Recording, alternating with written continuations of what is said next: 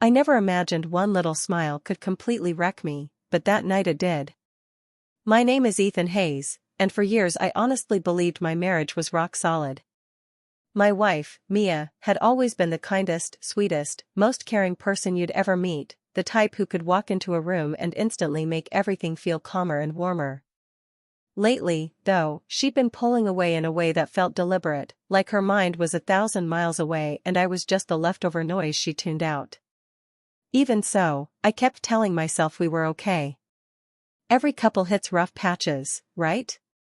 That's what I repeated when she stopped sliding her hand into mine. That's what I clung to when she started getting home later and later with fuzzy excuses about work running long. I didn't want to turn into that suspicious, controlling husband. I didn't want to start spying or doubting everything. I didn't want to hate the person I'd become. But that night, every doubt I'd been shoving down came rushing up and slapped me in the face. It was my best friend Marcus's birthday, and he wanted to celebrate at this chill little lounge downtown, low lights, smooth music, friends laughing over drinks. The kind of spot where nothing crazy is supposed to happen. Mia and I walked in together, but the moment we reached the group she floated away from me like sitting next to her husband was just another box she'd already checked off. I tried to brush off the hurt. I told myself she was stressed from work. I told myself marriages go through seasons. I told myself anything except the truth that was screaming in the back of my head. Then I saw it, her smile. Not for me. For him. Some guy I'd never seen before, leaning against the bar looking completely at home, tall, easy confidence, like he owned every room he walked into. She looked up at him with this softness I hadn't felt aimed at me in forever. Her whole face lit up in a way that made my gut drop. She did that little thing where she tucks her hair behind her ear, the same move she used to do when she wanted me to really see her. And he saw her. They talked. She laughed, not the polite laugh, not the tired laugh, but the real, bright, alive laugh I thought she'd forgotten how to give me. Every second of it drilled deeper into my chest until it felt like my ribs were caving in. I tried to breathe normally. I tried to act normal. I tried not to stare. But once you see something like that, you can't unsee it. Marcus nudged me at one point and asked if I was all right. I just nodded. What was I supposed to do, stand up and announce to the whole room that my wife was glowing for some random guy while she barely noticed I was alive? I couldn't take it anymore. My heart was pounding so hard I could hear it in my ears. My throat closed up. Something inside me that had been bruised and tired for months finally snapped. I stood up without a word. I didn't care if I looked crazy. I didn't care what anyone thought. I just needed air that didn't have her in it. I headed for the door, every step heavier, eyes burning, the whole room sounding far away and underwater. All I could think was how blind I'd been, how hard I'd clung to a version of us that only lived in my head anymore. My hand hit the cold door handle. Then I heard her voice behind me, panicked, breaking, "Ethan, wait, please." I stopped. Her heels clicked fast across the floor as she ran up. Conversations around us went quiet. People turned. Even the guy at the bar looked lost, like he had no clue what was happening. I closed my eyes for a second, took a breath, then turned around. She stood there flushed, shaking, breathing hard. For the first time in months she looked at me like I was the only person on earth, but it felt too late. I said quietly, "Go back to him." Her eyes filled instantly. "No, please don't leave like this. You don't understand." A bitter laugh almost escaped me. "I understand just fine." "No," she said, voice cracking, "you don't. Because if you did, you wouldn't be walking away." "Then explain," I said. "Explain why you can light up like that for a stranger and look straight through me like I'm nothing." She swallowed hard, hands shaking. Then she said the words that made the whole room go dead silent. "He's not a stranger, Ethan. He's the reason I've been distant. He's the reason I haven't known how to tell you the truth." My jaw locked. I couldn't move. I just stared, waiting for the knife to twist all the way in. She pressed her trembling hands together, glanced back at the guy. He hadn't moved, hadn't tried to come closer, just stood there looking awkward and concerned. "He's my brother," she whispered.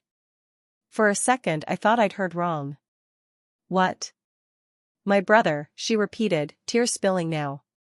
"Ethan, that's Liam, my half-brother. I haven't seen him in over 10 years. A cold wave rushed over me. Not relief exactly, more like my brain short-circuiting and restarting. I looked back at him again. Now that the panic wasn't blinding me, I could see it, same eyes, same nose, same little slant to the smile. Memories trickled back. She'd mentioned him once, years ago, messy family stuff, a stepdad who caused problems, a big fallout. She'd shut the conversation down fast and I'd never pushed. "But why didn't you tell me he was here tonight?" I asked. She let out a shaky breath. "Because I didn't know he was coming. He showed up at my office yesterday out of the blue. I didn't say anything right away because it's complicated, and I knew you already felt me pulling away. I didn't want to make it worse." A tired, broken laugh slipped out of me. "So you thought keeping it secret would make it better?" "No," she whispered. "It made everything worse." "I know. I'm so sorry." She stepped closer, shoulders sagging, looking smaller than I'd seen her in years. "Ethan, I haven't been distant because I've stopped loving you. I've been trying to figure out how to let someone back in who disappeared a long time ago, and I didn't know how to do that without dragging you into all the old pain. But I handled it wrong. I shut down. I stopped talking. I pushed away the one person I needed most." I took a slow breath. The whole lounge had faded into background noise. People were staring, but it didn't matter anymore. This wasn't about them. I said quietly, "I thought you didn't want me anymore." Her face crumpled, tears running freely. "No," she said fiercely. "I've never stopped wanting you. I've just been scared and lost." Liam showing up brought everything back, old hurt, old guilt.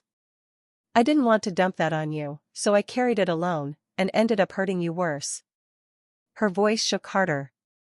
"When I saw you heading for the door, it hit me, I'd been trying to protect you from my past while I was destroying our present. The thought of actually losing you felt bigger than anything I'd been afraid of in years." She reached out, fingers hovering just above my hand. "Please don't leave over a smile you misunderstood," she whispered. "Only leave if you truly believe I don't love you anymore. But if there's even a tiny piece of what we had left in you, stay.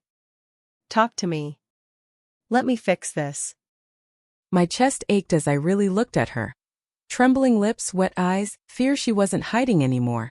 And underneath it all, the love that had never actually gone anywhere. "I don't want to lose you," she said softly. "Not now. Not ever." Silence hung between us. Then I spoke.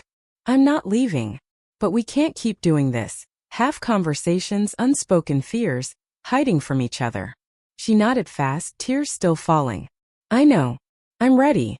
Whatever it takes, I want to get this right." The breath I'd been holding for weeks finally let go. I reached out and took her hand.